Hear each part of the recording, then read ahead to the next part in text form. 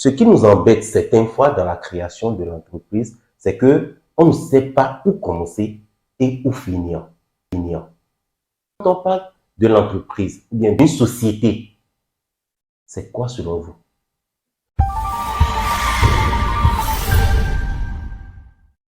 Diplômé d'une maîtrise en sciences techniques, comptables et financières à l'université de Lomé, Togo, depuis 2018 comptable agréé près les cours et tribunaux du Togo, consultant en diagnostic financier des ONG et des entreprises, membre de l'Association des professionnels de la comptabilité du Togo, ASPOCO Togo, depuis 2020, il répond au nom de Monsieur Saka Koku Mawena.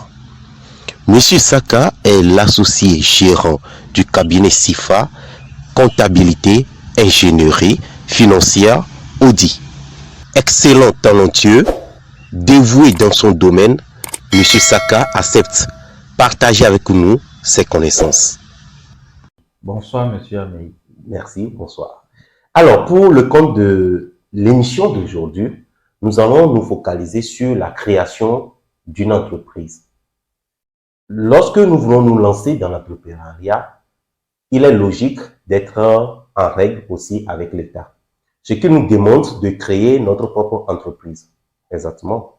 Oui. Alors, ce qui nous embête certaines fois dans la création de l'entreprise, c'est que on ne sait pas où commencer et où finir. Et pour bon nombre de gens, je suis dedans, hein, on s'y lance en même temps. C'est après on se rend compte qu'il y a certaines choses qu'il ne faut pas faire. Alors, quand on parle de l'entreprise ou bien d'une société, c'est quoi selon vous? Merci beaucoup pour votre question. Je dirais qu'il y a toute une panoplie de définitions hein, d'après le droit et autres. Il y a beaucoup de définitions de la société, mais tout simplement que c'est une institution mise en place par une personne. Elle peut être physique ou morale, dans le but de réaliser quoi? Un projet. Et souvent l'objectif, je dis souvent, ça peut être autre, c'est de faire quoi? De générer des bénéfices. C'est ça, c'est l'intention, quoi. Oui. Voilà. Alors, et ma seconde question, c'est de savoir qui peut créer une société. Ok. Qui peut créer une société? Je dirais toute personne majeure capable peut créer une société. Je m'explique. Une personne majeure qui dépasse 18 ans et qui a les capacités pour faire face à la gestion d'une société. C'est pour cela que je dis qu'elle doit être comment capable. Je vais donner l'exemple d'un fou. Un fou est un majeur. Ouais, ouais. Vous êtes d'accord? Oui. Mais est-ce qu'il est capable, il a les facultés nécessaires pour gérer une société? Non. Donc, c'est une personne majeure capable qui peut créer une société. Ouais, c'est un très bel exemple. Ça, c'est bien. Merci beaucoup. J'espère que on a compris. Il faut être vraiment en place psychologiquement, mental et autres, avoir toutes les facultés possibles pour pouvoir gérer un peu ça. Alors, pour créer une société également, j'aimerais savoir, ou bien nous aimerions bien savoir, quelles sont les pièces ou bien les documents nécessaires pour créer une société et que ça soit vraiment légal. Merci beaucoup. Vraiment, il faut des documents pour pouvoir créer une société. C'est dans ce sens que j'aime souvent comparer la société à l'être humain. Avant la naissance d'un bébé, il faut vraiment faire quoi? Se préparer. Donc, pour créer une société aussi, il faut se préparer. Il faut préparer quelques pièces, quelques documents. Et il y a l'organe qui est le CFE, le Centre de formalité des entreprises. Je parle du Togo. Ok. Donc, le CFE a mis sur sa page, c'est-à-dire en ligne, un document qui donne la liste des pièces à fournir. Et là, il y a deux cas. S'agissant d'une personne physique ou bien d'un établissement ou bien d'une personne morale. Vous pouvez nous développer un tout petit peu? Premier cas, personne physique ou bien établissement. Premièrement, il faut fournir comme document un questionnaire dûment rempli. On l'appelle questionnaire PO. Pour les personnes physiques. Après cela, il faut fournir une copie de sa carte d'identité, faire un plan à main levée, plan de la localisation, c'est-à-dire où le bureau va se situer, ou bien là où il y aura l'activité.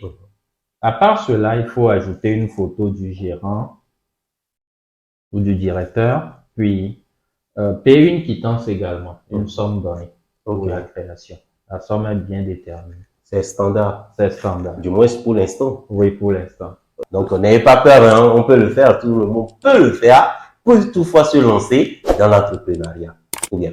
Je vais aborder l'autre aspect. S'agissant des personnes morales, c'est-à-dire deux ou plusieurs personnes qui créent une société, là on va parler d'une salle et autres. Il faut également remplir un questionnaire. Et là on va parler du questionnaire MO, personne morale. À part le questionnaire, il faut également fournir les pièces d'identité des personnes qui créent la société, la photo du gérant. Mais ici, il faut ajouter les statuts, un document très important en 4 copies. Les statuts? Oui, les statuts qu'il faut rédiger en 4 copies. Et le cabinet est apte à vous rédiger ces statuts où que vous soyez partout dans le monde. Voilà, c'est un peu perplexe, hein. Je me demande mais comment on va faire? C'est pas seulement Togo, où que vous soyez, partout dans le monde. D'accord. À part les statuts, il y a une déclaration sur l'honneur, c'est-à-dire juste pour voir que vous avez une bonne moralité. C'est juste cela. Ajoutez la photo du gérant et payer également une quittance. Alors, ma quatrième question, c'est de savoir, en tant que cabinet d'expertise, le pourquoi nous sommes venus même vers vous. Quel est votre rôle dans la création d'une entreprise? Je sais que vous venez de nous donner beaucoup de choses, hein, et ça, bon nombre de gens, je suis sûr que on n'est pas au courant. Mais quel est votre rôle? Qu'est-ce qui va nous motiver ou bien vers vous pour créer notre entreprise? Ok. Une d'expertise comptable comme le nôtre a un grand rôle à jouer dans la création d'une société. 2 rôles, je dirais. Le rôle de conseil et le rôle de créateur. Le rôle de conseil, c'est-à-dire quoi? Si nous prenons toujours l'être humain, avant la naissance, est-ce que c'est possible qu'il y ait une maman qui ne se prépare pas avant l'accouchement? Non. Si la grossesse est venue, comme on a l'habitude de dire que c'est imprévu, durant les 9 mois, tout le monde se prépare. Hein. D'accord. Tout le monde se prépare, du moins, ou bien la maman. Bon, je suis papa. Hein. Merci. Merci. Le cabinet va vous aider, va vous donner les conseils nécessaires pour une bonne création. Quelle est la forme juridique à choisir?